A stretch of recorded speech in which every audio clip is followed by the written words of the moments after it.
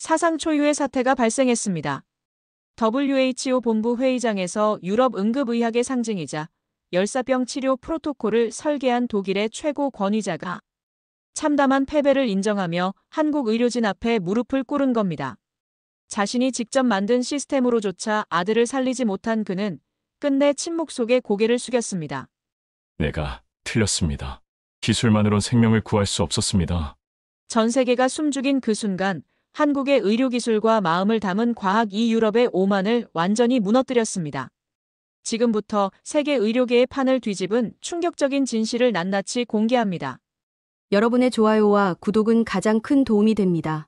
지금 어디에서 이 영상을 시청하고 계신지 아래 댓글로 남겨주세요. 제 이름은 마르쿠스 슈미트입니다.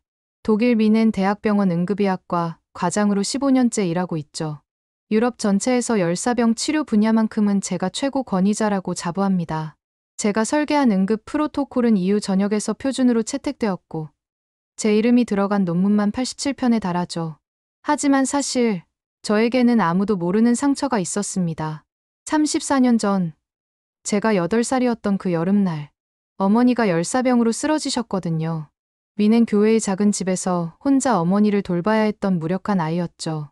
구급차가 도착했을 때는 이미 늦었습니다. 그날 이후 저는 변했어요.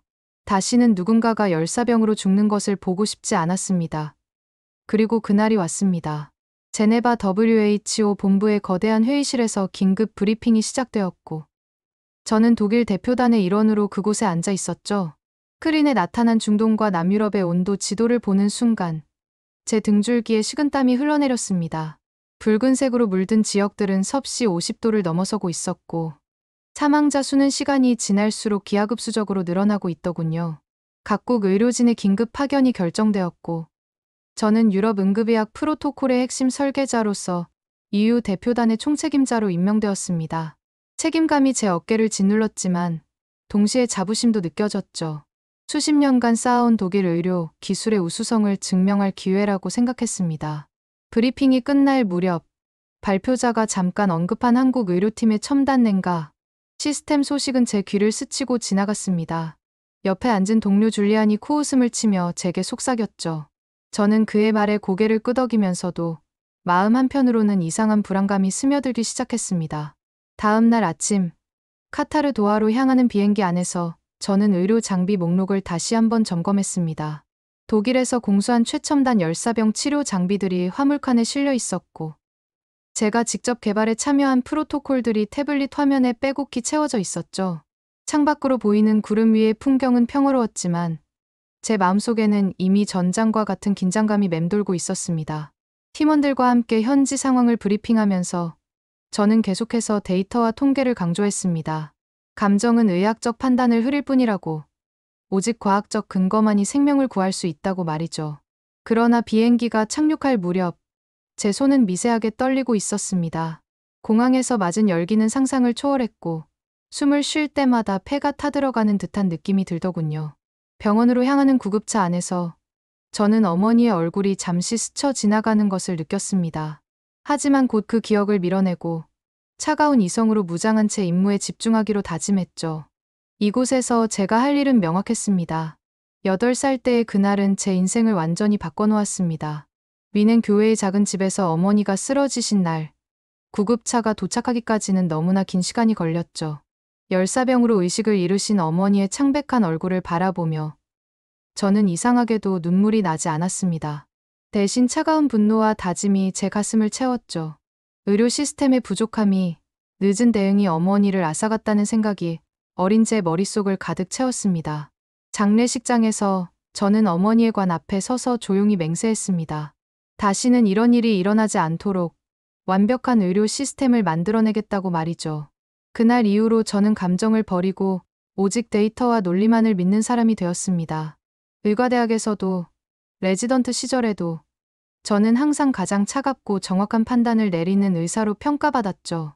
감정은 약점이고 공감은 판단을 흐린다고 굳게 믿었습니다. 그런 제게 아들 루카는 이해할 수 없는 존재였습니다. 의대를 중퇴하고 NGO 의료 봉사를 하겠다고 선언했을 때 저는 경멸 섞인 한숨을 내쉬었죠. 제 서재에서 벌어진 마지막 대화는 차가운 논쟁으로 끝났습니다. 루카는 눈물을 글썽이며 제게 말했지만 저는 그의 감정적인 호소를 일축했습니다. 의학은 감성이 아닌 이성의 영역이라고, 환자를 구하는 것은 동정심이 아니라 정확한 진단과 치료라고 말이죠. 그가 문을 박차고 나간 후 저는 다시 제 연구실로 돌아갔습니다. 책상 위에는 새로운 열사병 치료 프로토콜에 대한 논문들이 쌓여 있었고 저는 밤새 그것들을 분석하며 시간을 보냈죠. 동료들은 제가 유럽에서 가장 권위 있는 열사병 전문가라고 인정했지만 제 마음 한구석에는 항상 텅 빈 공간이 있었습니다. 그 공허함을 저는 더 많은 연구와 더 완벽한 프로토콜로 채우려 했지만 결코 채워지지 않더군요. 때로는 새벽 연구실에서 홀로 앉아 있을 때 어머니의 따뜻한 손길이 그리워지기도 했습니다. 하지만 그런 감정은 곧 밀어내고 다시 차가운 데이터의 세계로 돌아가곤 했죠. 카타르의 병원에서 업무를 시작한 지 일주일째 되던 날이었습니다. 저는 여느 때처럼 병동을 순회하며 환자들의 상태를 점검하고 있었죠. 갑자기 응급실에서 급한 호출이 왔고 저는 서둘러 그곳으로 향했습니다. 응급실 문을 열고 들어서는 순간 제 다리가 굳어버렸습니다. 들것 위에 누워있는 환자의 얼굴이 너무나 익숙했거든요. 제 아들 루카였습니다. 의료진이 급하게 설명하는 소리가 귓가에 울렸지만 저는 한동안 아무것도 들을 수 없었죠. 난민 캠프의 응급 텐트에서 5시간 넘게 환자들을 돌보다가 쓰러졌다고, 체온이 48도를 넘었다고, 다발성, 장기 손상이 시작되었다고 했습니다. 제 손이 떨리기 시작했고 평생 유지해온 차가운 이성의 갑옷에 금이 가기 시작했죠. 모니터에 나타난 루카의 생체 신호를 보며 저는 처음으로 의사가 아닌 아버지가 되었습니다. 체온 48.3도, 심박수 불안정, 의식 없음이라는 차가운 숫자들이 제 가슴을 찢어놓았죠. 제가 그토록 자랑스러워했던 유럽 의료 프로토콜을 즉시 적용했지만 루카의 상태는 호전되지 않았습니다. 밤새 그의 곁을 지키며 저는 평생 억눌러왔던 감정들이 폭포처럼 쏟아져 나오는 것을 느꼈죠. 왜 제가 루카의 선택을 존중하지 못했을까요? 왜 그의 따뜻한 마음을 이해하려 하지 않았을까요? 의료 장비들이 내는 기계음 사이로 어린 루카가 제게 그린 그림들이 떠올랐습니다. 아빠와 자신이 손을 잡고 있는 그림들, 제가 한 번도 제대로 보지 않았던 그림들 말이죠. 새벽녘, 저는 무릎을 꿇고 그의 차가운 손을 잡았습니다. 평생 처음으로 의학이 아닌 기도를 하고 있는 자신을 발견했죠. 저는 밤새 장비를 재설정하고 프로토콜을 수정하며 가능한 모든 방법을 동원했습니다. 그러나 아침이 되어도 루카의 상태는 나아지지 않았고 오히려 악화되고 있었죠.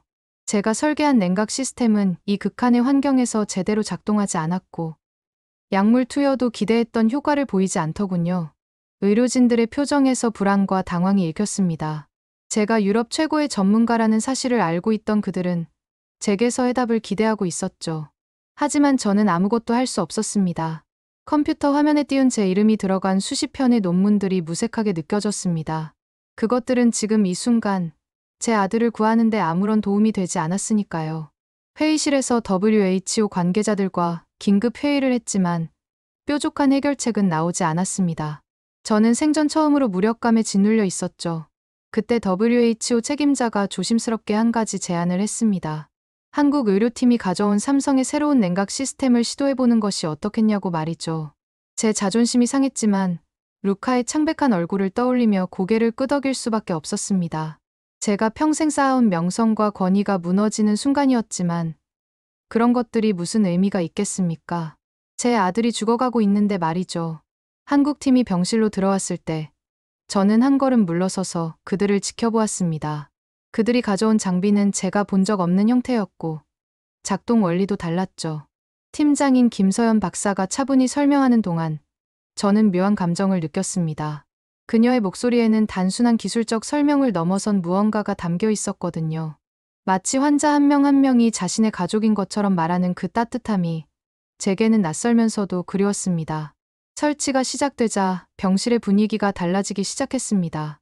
한국팀은 의사와 엔지니어가 완벽한 호흡을 맞추며 움직였고 각자의 역할을 정확히 수행했죠. 제가 놀란 것은 그들의 기술력뿐만이 아니었습니다. 그들은 의식을 잃은 루카에게도 계속 말을 걸었고 마치 깨어있는 환자를 대하듯 조심스럽게 다뤘죠. 시스템이 가동되기 시작하자 모니터에 나타나는 수치들이 달라지기 시작했습니다. 생체 리듬에 맞춘 체온 조절, 장기별 차별화된 냉각, 실시간 피드백 시스템이 작동하더군요. 제가 몰랐던, 아니 무시했던 접근 방식이었습니다. 병원장과 다른 의료진들도 숨죽이며 지켜보는 가운데 저는 제 의학적 신념이 흔들리는 것을 느꼈습니다. 수십 년간 쌓아온 확신의 탑이 한 조각씩 무너져 내리고 있었죠. 그러나 이상하게도 두렵지 않았습니다. 오히려 해방감 같은 것이 느껴졌죠. 4시간이 지나자 기적 같은 일이 일어났습니다. 루카의 체온이 38도로 안정되기 시작했고 불규칙했던 심박수도 정상 범위로 돌아오더군요. 6시간이 지났을 때는 37.9도까지 내려갔고 뇌파 모니터에도 안정적인 패턴이 나타나기 시작했습니다. 저는 모니터 앞에 선 채로 눈을 깜빡일 수조차 없었습니다. 믿을 수 없는 광경이 제 앞에서 펼쳐지고 있었으니까요. 그 순간 김서연 박사가 다가와 루카의 손을 부드럽게 잡았습니다. 그녀는 제게 돌아서며 조용히 말했죠. 그 한마디가 제 가슴을 관통했습니다. 기술이 아니라 마음이라니요. 제가 평생 부정했던 것이 사실은 가장 중요한 것이었다니요. 처음으로 제 눈에서 눈물이 흘러내렸습니다. 그 따뜻한 눈물은 제 차가운 가면을 녹이고 있었죠. 갑자기 어머니의 마지막 모습이 선명하게 떠올랐습니다. 그때 어머니도 이런 따뜻한 돌봄을 받으셨다면 어땠을까요? 단순히 차가운 의료 프로토콜이 아닌 진심 어린 마음으로 치료받으셨다면 말이죠. 저는 김서연 박사를 바라보며 처음으로 진심으로 고개를 숙였습니다.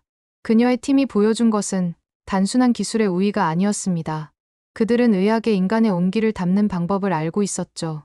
루카가 안정을 찾아가는 동안 저는 병실 한 구석에 앉아 많은 생각을 했습니다. 제가 걸어온 길이 틀렸다고 말할 수는 없겠지만 무언가 중요한 것을 놓치고 있었다는 확신이 들더군요. 그날 밤 저는 난생 처음으로 일기를 썼습니다. 떨리는 손으로 적어 내려간 문장들은 고백이자 참회였죠. 의사가 되겠다고 다짐했던 8살의 저에게 이제야 진짜 의사가 무엇인지 배우고 있다고 전하고 싶었습니다. 일주일 후 WHO 브리핑룸은 각국 기자들로 가득 찼습니다. 한 기자가 날카로운 질문을 던졌죠. 한국의 의료 기술이 유럽보다 우월하다는 것을 인정하느냐고 말입니다. 저는 마이크 앞에서 잠시 망설였습니다. 수십 년간 쌓아온 자존심과 새롭게 깨달은 진실 사이에서 갈등했죠. 결국 저는 신중하게 대답했습니다. 효과는 분명했지만 각국이 자체적으로 평가해야 할 문제라고 말이죠. 그 애매한 대답은 즉시 논란을 불러일으켰습니다. 일부 언론은 제가 유럽 의학을 배신했다고 비난했고 보수적인 동료들은 저를 변절자라고 불렀죠. 하지만 저는 더 이상 그런 비난이 두렵지 않았습니다. 병실에서 조금씩 회복하고 있는 루카를 볼 때마다 제가 한 선택이 옳았다는 확신이 들었으니까요. 한 달 동안 쏟아지는 비난 속에서 저는 고민 끝에 결단을 내렸습니다.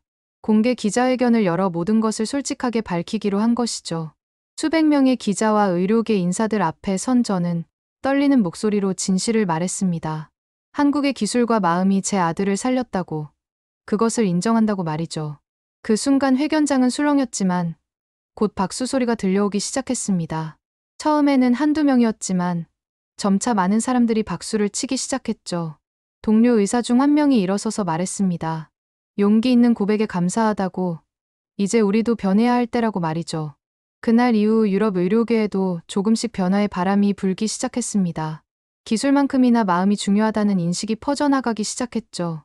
물론 여전히 저항하는 사람들도 있었지만 변화의 물결은 막을 수 없었습니다.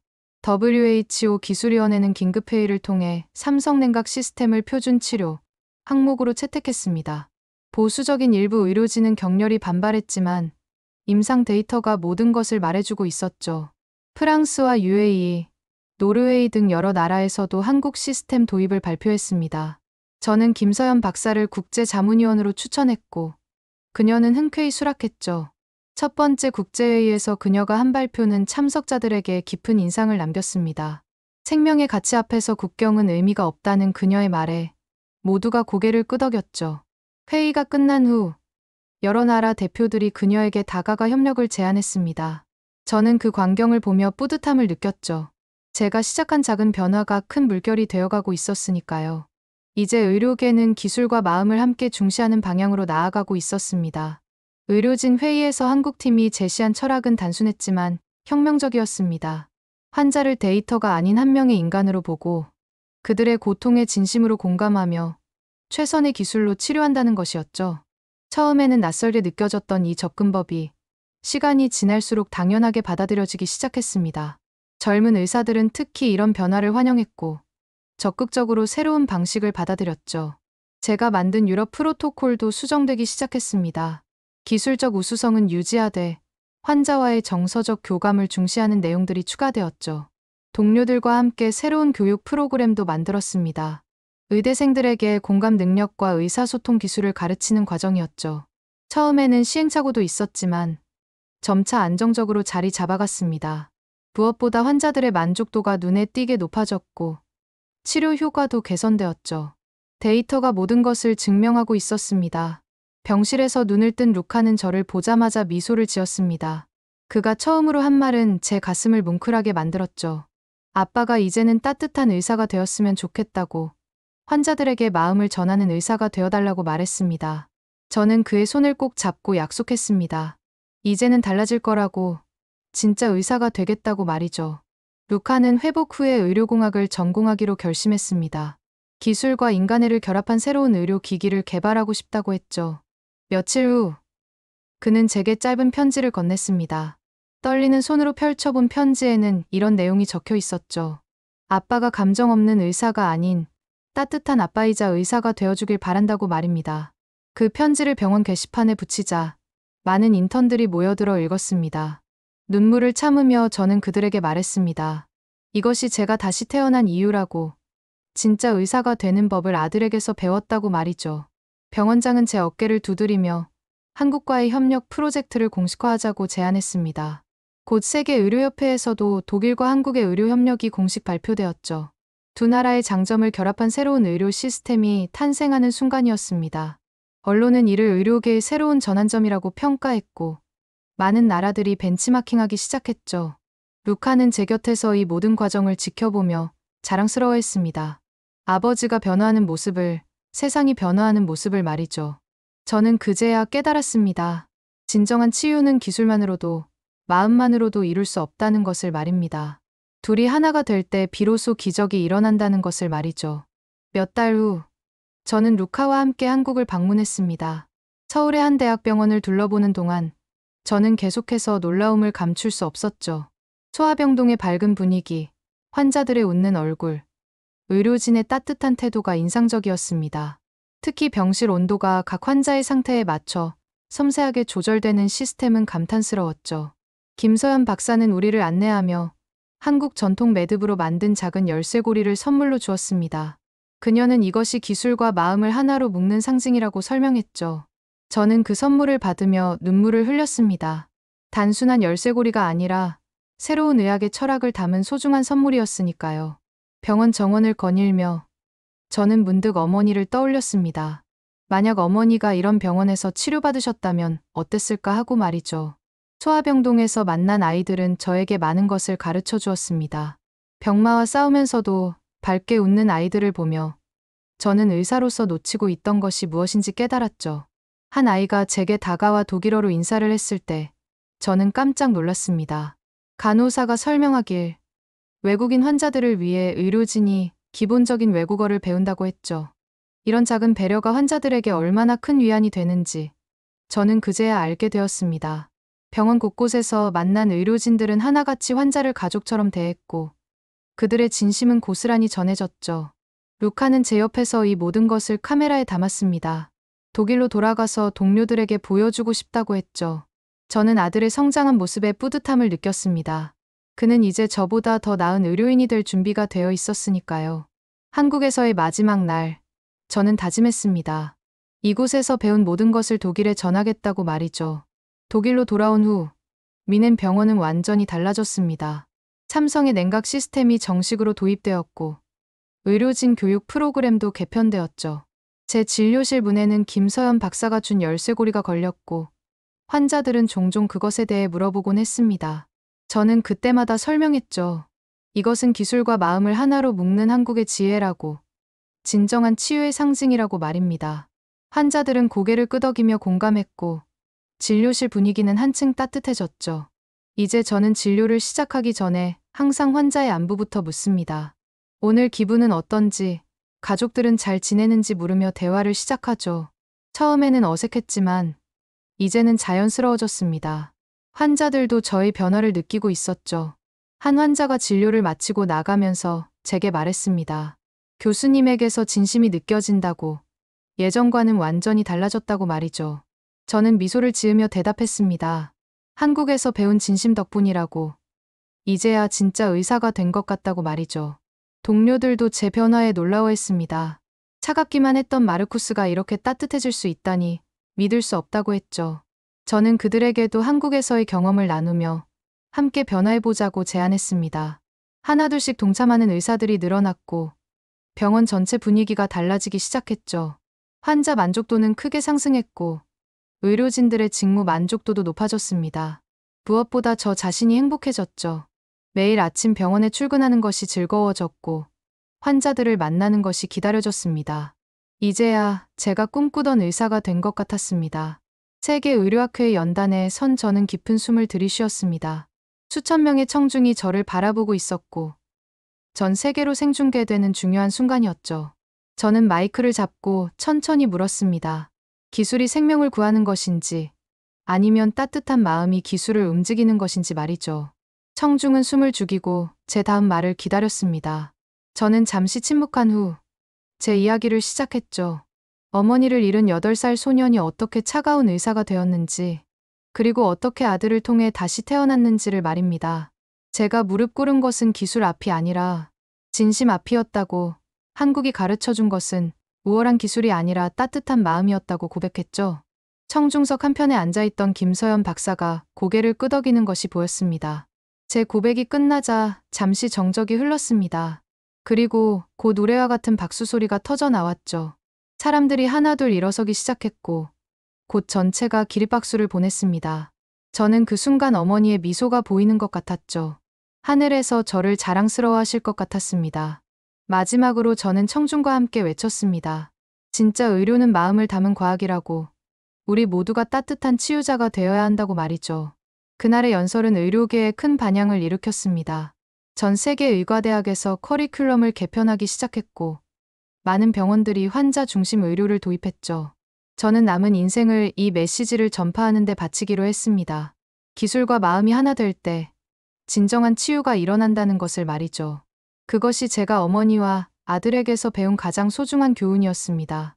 이 이야기가 감동이 되었다면 구독과 좋아요로 응원해주세요.